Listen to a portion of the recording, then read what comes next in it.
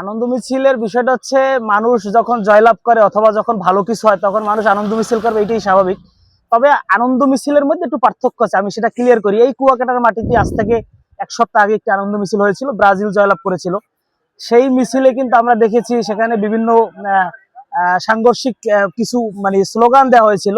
আমাদের এই এই মিছিল থেকে এরকম কোনো স্লোগান দেওয়া হয়নি আমি যতক্ষণ ছিলাম, এতক্ষণের মধ্যে। জানি না এর বাইরে হয়েছে কিনা। তবে আমরা ব্রাজিল নিয়ে আমাদের কোনো কমেন্টস নাই, নো কমেন্টস। ব্রাজিল থাকলে আরো এনজয় করতাম, কারণ ব্রাজিলের সাথে যদি আমরা মুখোমুখি হইতাম তাহলে আরো ভালো লাগতো।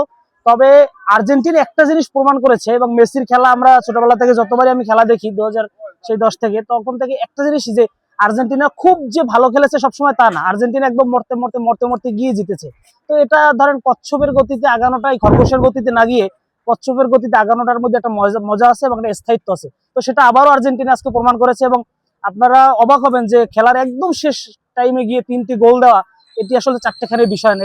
এই জন্য এবং আর্জেন্টিনা শেষের দিকে এসে যে নিজেদের ছন্দ ফিরে পেয়েছে বা মিশরের যে দুর্বল পয়েন্টগুলো ধরতে পেরেছে, সব মিলিয়ে একদম জমে ক্ষীর একটি খেলা হয়েছে। এবং আমরা কুয়াকাটার যারা আর্জেন্টিনার সমর্থক রয়েছে আমরা খুব এনজয় করেছি, এবং আমরা নিজেরা নিজের আনন্দ মিছিল করেছি।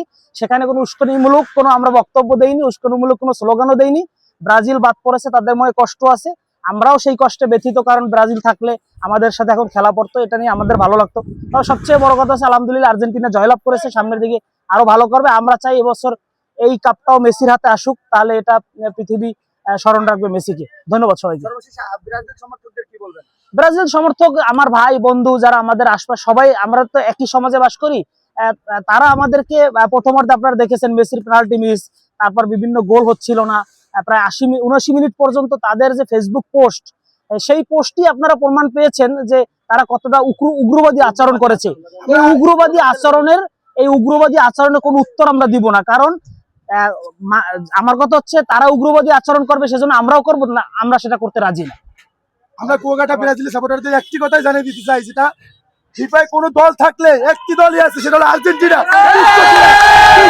চ্যাম্পিয়ন হলো আর্জেন্টিনা। আর যদি কোনো দল থাকলে